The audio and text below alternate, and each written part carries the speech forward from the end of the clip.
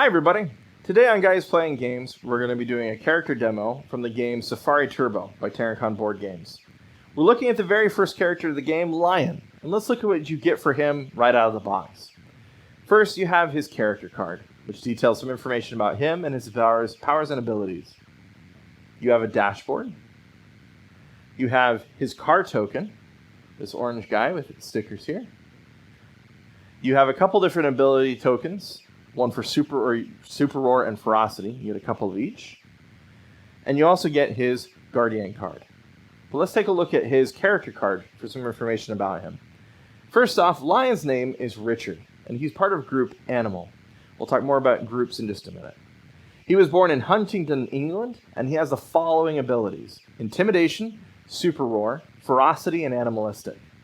There's some background flavor text here about him, and I'll leave that to you because that's half the fun. But going back to his group, Animal, if you reference page 7 and 8 in the Turbo Guide, you can see all the different character groups that characters can be part of.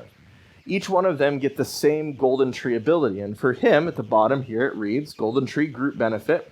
When anyone initially rolls a G, that's this yellow die here, here's the G, he gets an additional Go Again card. For the stuff that's more specific to him, his abilities, let's take a look first at Intimidation. Opponents cannot land on your space unless you allow it. Then bumping applies. And to reference the rules on bumping, turn to page 3 of your Turbo Guide. Instead, they must pass their turn to the next player. This ability does not apply in safe zones, similar to bumping not applying in safe zones. So pretty straightforward on the board. If I'm here and a player were to come up behind me and land on the same space, I can choose to say, nope, you have to pass your turn, and I'm not going to allow you to occupy and bump me on the same square. Pretty straightforward. Next one is Super Roar. First, announce that you're performing a Super Roar, and then roll the white die, which is also called the high-speed die. So I'm here on the board. I'll just back up a couple spaces here. Let's roll. There's 3. Multiply by 3. So 3 times 3, that's 9, and count out 9 spaces. 1, 2, 3, 4, 5, 6, 7, 8, 9.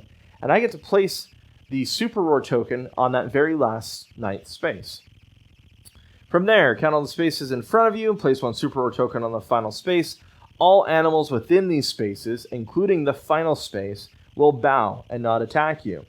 Opponent vehicles caught in the wave of your Super Roar immediately get to evade, and if unsuccessful, they get knocked out. So if this blue car was here between me and my token, they would have to then evade, which would be rolling again the white die. And if they don't get a 6, they are then knocked out. And for rules on being knocked out, check page 4 of the Turbo Guide. Once you reach or pass your token, discard it. So it's going to stay here. I'll continue on my way down the board, and once I pass it, I then discard that token. Now, it's important to note that in the game, when I'm playing as a solo car, not part of a team, I get 3 of these Super Roar tokens. Once they're spent, they're used. In a team game, I'm only given 1 of them. Next, Ferocity.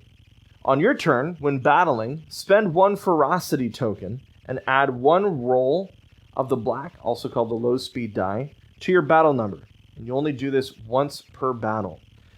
Now, it's also important to know with this one, you start with 4 of these tokens in a solo race, but on a team race, you only have 2 of them. Last is Animalistic. Collect 1 additional Mystic card from the mystical animal once per race, and when winning the battle on any animal battle space. So you'll notice that there are various animal battle spaces around the board, as well as Jorah, the mystical animal. He's right below the Safari Turbo logo.